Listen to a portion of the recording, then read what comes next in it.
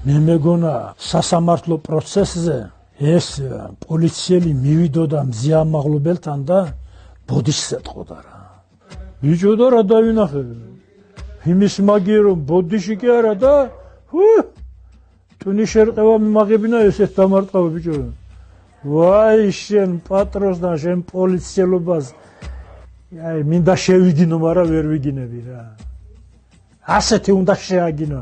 როგორ ბიჭო ქალმა რა ასა აი მივიდოდი და ვეტყოდი მზია ბოდიში მაპატიე რომ რა ასა საქმე აღიზრა.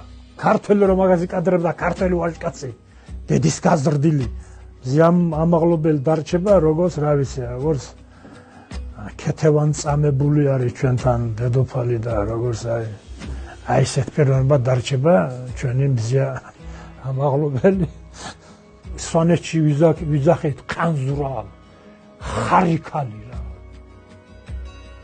ხარია ყანზურას ვიზახეთ ჩვენ აი ესეთ აი ჯიგარქალს და იგე და აი ასე გამოითქმის ყანზურა როკლალა ესე იგი აი ხარიქალია რა რაცვალე მის დამბადებელს და მის ჯიშს და მის ჯილაკს სიმტკიცე გვანახა ბიჭო ქართველო ის არ დაუწყორ მაპატიეთ და რაღაცა კი გავარტყი მორჩა გათავდა არ დაიხია უკან